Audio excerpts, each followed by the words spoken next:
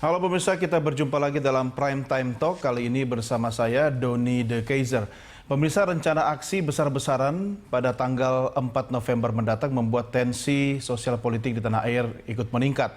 Untuk meredakan, sejak awal pekan ini, para elit politik di Indonesia turun gunung.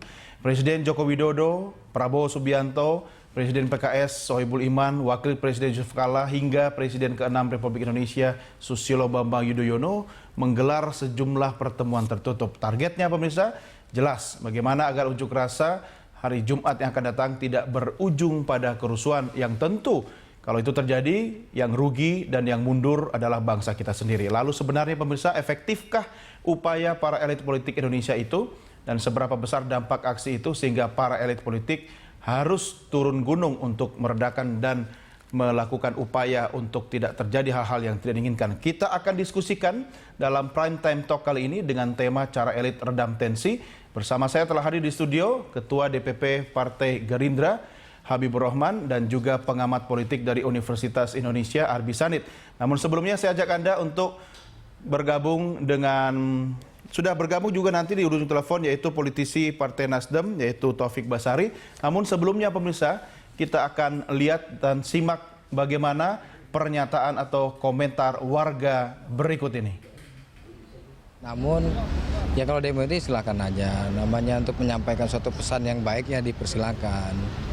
Ya kalau bisa ya tertib ya gitu. Tapi kalau terjadi suatu anarkis atau terjadinya penghancuran kerusakan ya jangan sampai terjadi, diharapkan seperti itu. Tapi kalau saya sih, kalau demo oke-oke aja, sah-sah aja ya kan, namanya kita istilahnya demokrasi ya kan. Tapi ya kalau bisa sih demonya damai-damai aja lah, gitu. Biar kita ini kan semuanya bangsa Indonesia ini apa sih yang kita cari? Kalau bisa sih dihindarkan ya, karena kan namanya demo itu kan sebenarnya untuk kepentingan sepihak aja. Ya kan, apalagi ini kan kota Jakarta ibu kota negara Indonesia, ya kan, kalau bisa memberikan cermin yang bagus untuk negara luar. Vox Populi, Vox Day, suara rakyat, suara Tuhan. Bagaimana dengan suara politisi? Saya akan coba menghubungi melalui telepon Taufik Basari, politisi Partai Nasdem. Bang Taufik, apa kabar? Baik, selamat malam.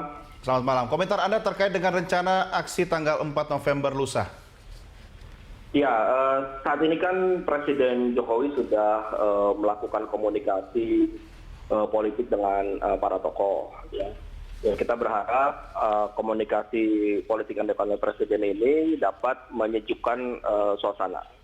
Ya. Tentu kita berharap juga resonansinya, gaungnya atau sambutannya dari kita semua pun juga sama-sama membuat situasi juga makin sejuk.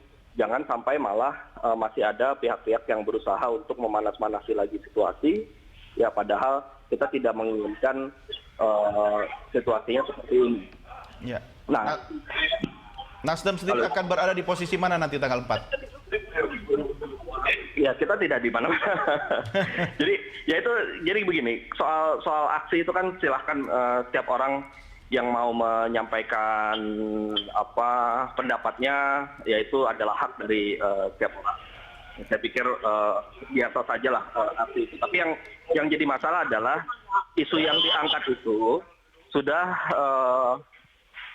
sudah mengarah pada isu-isu yang akan mengancam persatuan kita, akan mengancam kebinekaan kita, yang tentu kita tidak mau negara ini ya bisa menjadi pecah karena isu-isu SARA dan sebagainya. Nah ini yang harus kita jaga. Dan ini tanggung jawab kita semua, bukan hanya tanggung jawab dari 1-2 orang, tapi ini tanggung jawab semua. Ya, kita mempertahankan Pancasila, kita mempertahankan kebinekaan kita dan sebagainya. Itu yang harus kita garis bawahi.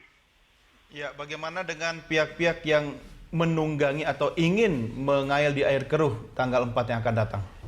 Nah itulah yang harus diantisipasi oleh pemerintah ya dan aparat penegak hukum.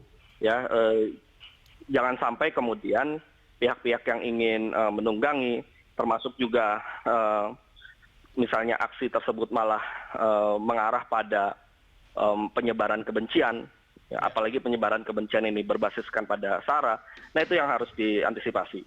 Ya. Baik itu antisipasi dalam hal mengajak para tokoh untuk melakukan himbauan agar tidak ada lagi ucapan-ucapan yang bisa mengarah pada penyebaran kebencian, ataupun juga harus diwaspadai apabila ada orang-orang yang melakukan itu, harus diantisipasi dengan bentuk penegakan hukum tentunya.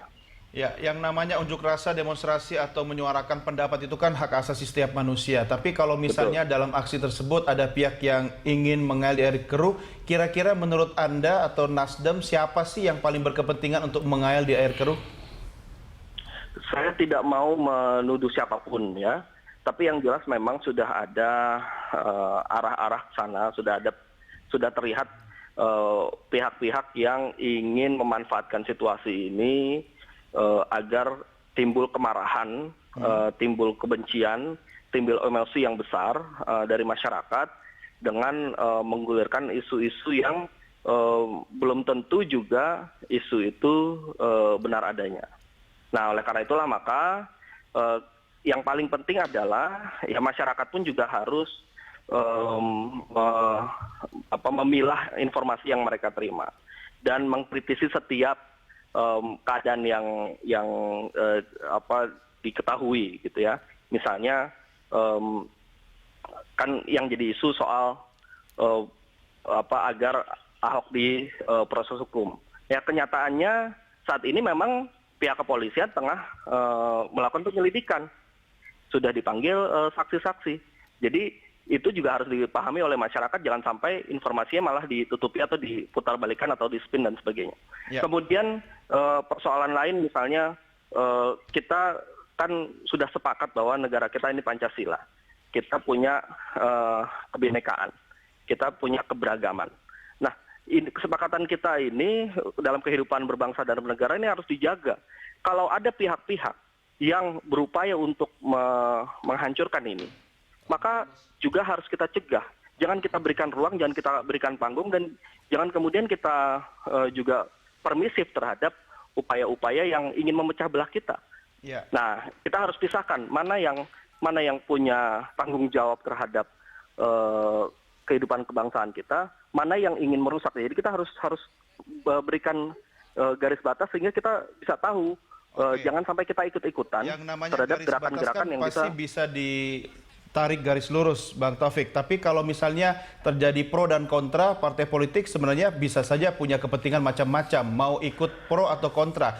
Nasdem akan mengambil sikap apa? Nasdem jelas kita akan mempertahankan Pancasila kita akan mempertahankan kebinekaan kita, kita akan mempertahankan kebangsaan kita. Ya, buat kita yang paling penting adalah bagaimana bangsa ini akan bisa terus hidup sampai ratusan, sampai akhir zaman ini. Ya, jangan sampai kemudian karena upaya provokasi dari pihak-pihak tertentu membuat kita terpecah. Emang siapa yang memprovokasi? Nah, saat ini ada pihak-pihak yang misalnya memanas-manaskan situasi, ya, membakar emosi orang. Siapa itu? Kemudian melakukan fitnah dan sebagainya. Nah, ini orangnya kita serahkan tentu kepada aparat penegak hukum untuk mencari siapa yang paling bertanggung jawab. Itu tugas aparat penegak hukum. Tapi kalau Anda mengatakan tidak mau, ada orangnya, berarti tahu dong siapa. Saya tidak mau masuk dalam menuduh atau menunjuk siapapun. Saya percaya bahwa aparat penegak hukum pasti bisa menelusuri itu, ya bisa mengetahui siapa-siapa saja. Baik. Karena saya tidak punya kapasitas untuk bisa sampai menelusuri siapa-siapa saja yang bermain di dalam persoalan ini. Baik. Bang Taufik, terima kasih sudah bergabung bersama kami. Ya, sampai jumpa lagi. Taufik Basari, politisi Nasdem. Dan pemirsa, saya akan lanjutkan perbincangan dengan Arbi Sanid dan Habibur Rahman tentunya setelah yang berikut ini.